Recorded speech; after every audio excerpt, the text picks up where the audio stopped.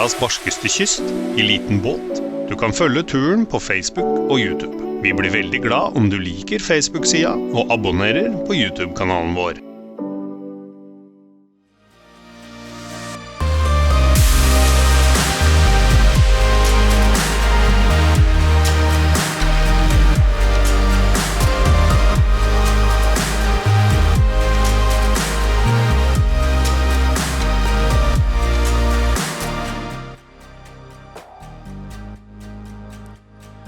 Etter en natt I havna I Ålesund må turen gå videre.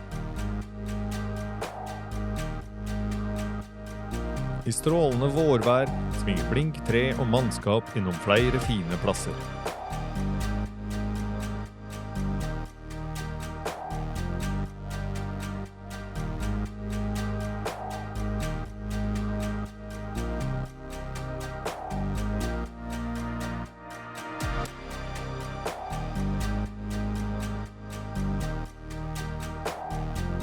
Så møter de opp med redningsskøyta Mersk som slår følge til Ona fyr.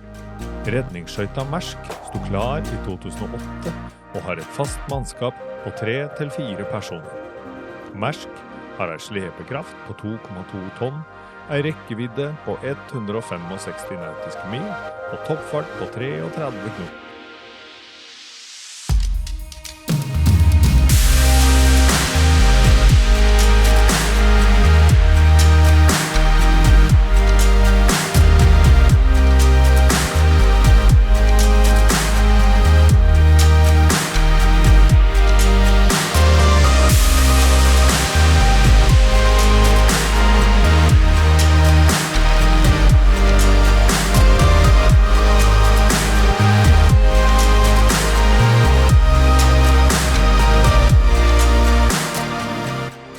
Det lille øysamfunnet på Ona egentlig 2 øyer, nemlig Husøy og Ona.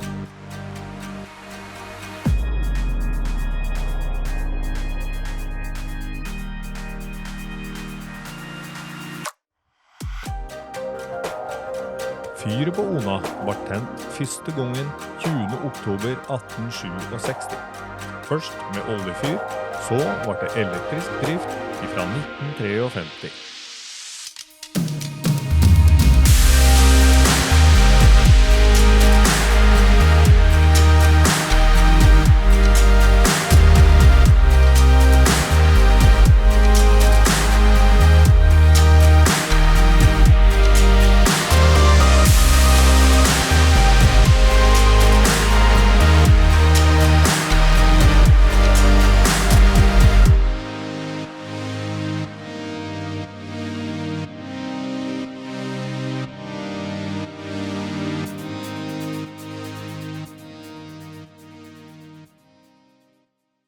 Jeg vil jo si at vi har jo hatt kommunikasjonen med denne gjengen her og med deg da, lenge før vi egentlig la fra Kai I Bergen.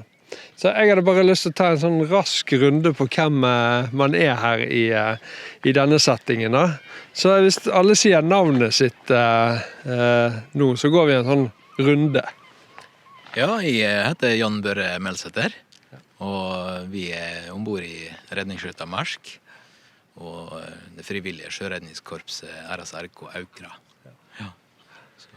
Ja, og dere har vakt nå I helga og skal være på Mersk. Men så lenge dere ikke har oppdrag eller noe presserende som dere må gjøre, så dere rett og slett guide for oss nå når vi I området her. Så det veldig kjekt. Så var det ditt navn? Ja, jeg heter Enid Melsæter. Jeg med på Mersk, og så jeg datteren til pappa. Ja, dere kjenner hverandre godt. Ja. Og så var det? Andreas Asta, vet jeg. Det du som styrer båten? Ja, det varierer, men I dag så det. Ja. Det det. Nei, jeg blir jo tatt imot her på fjorden I dag, sant? Og dere kommer også I møte. Vi I Brattvåg. Og så møtes vi ikke helt på midten heller, for dere har jo en litt raskere båt enn meg hvis dere vil da. Men hvis anledningen byr seg nå de neste dagene, så vil denne gjengen her, vi ha litt kjekt på dagene, og filme litt og vise følgerne hva fantastisk sted dette her sånn som vi allerede vi vet litt, men vi vet alt for lite, og vi skal få vite mer. Jeg heter Bjørn Sylte. Gift meg som er født og bodde på Ona til hun var 16 år. Flyttet hun til Molde, og der var de traff på. Ja. Så nå har vi feriehus ute her, som er nå her veldig mye. Men du er jo en som kjenner, og alle peker på deg når noen spør om vi kan få en omvisning her på Ona da. Så vi har jo mistanke om at du kan litt en og annen røverhistorie og litt sånn om plassen her, og litt historie kanskje? Ja, historie om Ona, det vet vi ikke hvor den skal begynne. Ona er noe gammel, men per i dag så er det faktisk 16-17 fastboende. Det var 11, og så flyttet det en barnefamilie ut hit, nå for et års tid siden. Skal bo her en periode i hvert fall. Og så var det et annet pensjonistpar som flyttet hit. Og de skal være her en periode. Så folketallet det gikk noe drastisk opp det for et års tid siden. Men det er ikke mer, eller vanligvis så var det 11 fastboende. Men vi har ferje som går hit. 4-5 anløp hver dag. Nei, altså det er jo rett ut i havgapet her, og det er jo Ona fyr i bakgrunnen vi snakker om her da. De fleste har jo hørt om denne plassen her, men det er jo egentlig de færreste som har vært der. Ja. Hvis man ser på befolkningen eller folk flest da. Ja.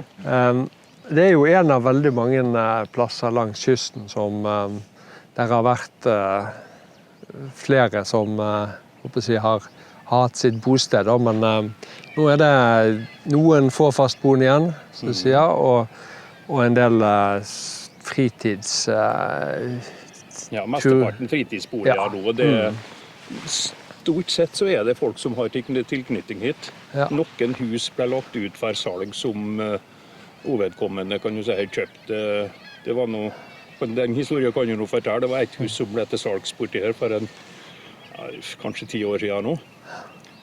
Og det var et par som bodde og bor faktisk nå, der da, nede på Nesodden, og der har suttet og bladd og sett at hus, for fruen ville ha litt spektakulært, og så har hun ropt på mannen.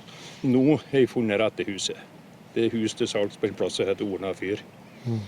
De kom hit, kjører oppover fra Oslo, kom med fergen utover om morgenen, og da var det helt på sent på høsten, det var helt mørkt, så de så kun Ona fyret. Vi var med, vi var ute her nå, der han kom til svart eller brun skinnfrakk og hun til pels og greier. Og vi så da folk og tenkte, hvor skal det passe inn her ute? De kjøpte huset, og det gikk ikke mange dager før han var kommet til en gammel islender og utgått til joggesko og glidd inn i miljøet her på lek den vanlige. Det er greit, det var de som måtte tilpasse seg folket her. Hvis ikke så hadde det ikke gått det. Så de trives veldig godt her nå. Ja. Men for å si det sånn, nå er det jo viktig å få fram at nå er vi på Nordmøre. Romsdal. Romsdalskysten. Romsdalskysten, ja. Her skal man holde tunga beint i munnen, sant? Som forbipasserende så kan man jo risikere å plumpe ut med feil regionsbetegnelse, sant? Og det er jo, det skal man være forsiktig med. Det skal man være forsiktig med. Navigere trygt og greit i forhold til sånne ting. Nå foreslår jeg at vi tar en tur opp på øyas høyeste punkt, eller? Ja da, det er det. Ja. Så ser vi nærmere på fyret og omgivelsene. Ja, det kan vi gjøre. Ja. Guiden bare snakker med skikkelig fyrstasjon. Den er i privat eie nå. Den som har tatt over og holder godt ved like. Han har både huset det nå og tar ut huset der, og så er det den gamle smia som hører kystverket til nede på fyrvesenet til nede på der nå. Det er han er fastboende, eller det er par, de er fastboende, så kona har driver med keramikkverksted nede i underetasjen. Det er 2 keramikkverksted, så det er faktisk produserer ganske mye keramikk her. Ei som lenger bort her nå, hun produserer keramikk hele hele året, og salg på sommeren, og en del utsalg på fastlandet som selger for henne. Ja, så det faktisk noen arbeidsplasser her. Det arbeidsplasser. Ja. Jeg husker ikke akkurat årsdag, den fikk jeg fortalt, men det bodde mellom 300 og 400 mennesker utpå her nå Ja. på 60-tallet, 50. Men da var det fiskearbeid, og da havna fullt av båter. Ja. Og så tror jeg at det har noe med båtstørrelsen å gjøre. Ja. Når det ble store nok båter, sjødyktige nok båter, så kunne de ha, og med fart også, så kunne de ha havnet lenger inn på kysten. Men før det så var det jo ute i øyværet at de måtte holde. Det som var litt forskjell på her og fra Bjørnsund, jeg vet når du havnet på Bjørnsund, så var det en del større båter, og rederen flyttet til Måle. Stemmer. Ja. Ja. Og da måtte mannskapet, hva skulle de gjøre? Ja. Her ute så var det stort sett bare sjarker, og så, det var noen større båter som gikk såpass på Lofoten, men det var mye små sjarker, så det var kort vei ut på. Og det var dette som forklarer mye av forskjellen mellom øysamfunnet også. Ja da.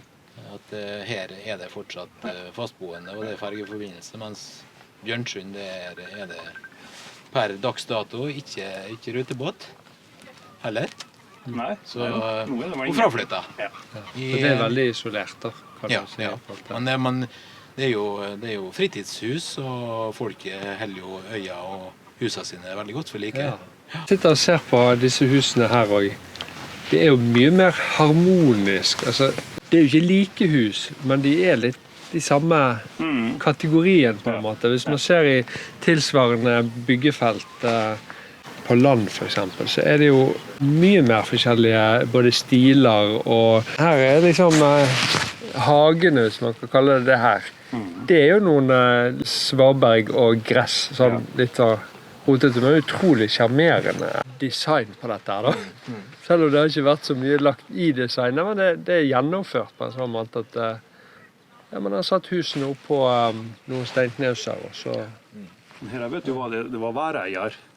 Det var væreier som eide alt sammen, og så fikk jeg tomt og sette huset på. Og liksom det huset vårt, nå vet jeg gule som ser på der røde uthuset åpnet. Og der er det nede i båret et hål, merke i hvert hjørne, kanskje en halv meter ifra, det er eiendommen båret nede i berget, det er eiendommen. Og resten var det væreieren som eide. Ja. Den siste væreieren så var han flyttet til Kristiansund, jeg husker ikke navnet på noe. Men så var det en gjeng som gikk sammen her nå, 22 stykker, som reiste til Kristiansund og fikk kjøpe fra oss, og de dannet noe som heter Ona-laget. Så nå er det de som er grunnen, så hvis de skal gjøre noe nå, så er vi 22 væreiere vi stopper. Ja, det er mer et sameie da, Ja, liksom, et på sameie. grunnen. Ja, nei, det er jo ikke noe annet å si enn at dette her er utrolig vakkert og flott, og så kan det være både barskt og tøft samtidig, sant? På grunn av været og... Det er når du snakker om historie, så kan jeg nå det kan hende du har hørt også, om Trillebårsnatta. Ja. Du har hørt også? Ja. Man tar opp. Det var bort på Husøya. Det var voldsomt til kraftig vind. Og når jeg kom ut om morgenen, stod jeg sånn gammeldags trillebåre med tre armer, og den sto, altså armen på trillebordet, bare sto rett gjennom veggen på et hus, som sto oppå veggen, sto rett gjennom veggen på huset, slik sto trillebåret når jeg kom ut. Og stormen tatt opp på natta, og traff med drage eller armen på trillebåret, og kjørte rett gjennom veggen. Slik sto om morgenen. Ja. Og det påstår jeg gamle folk at det er en sann historie. Og derfor så er vel også den trillebårer kanskje grunnen til at Beauforts vindskala har fått enda et trinn. Det er noe som heter for trillebårvær. Og da, når alle trillebårer står fast i naustveggen eller i fjøsveggen, da er det mer enn orkan.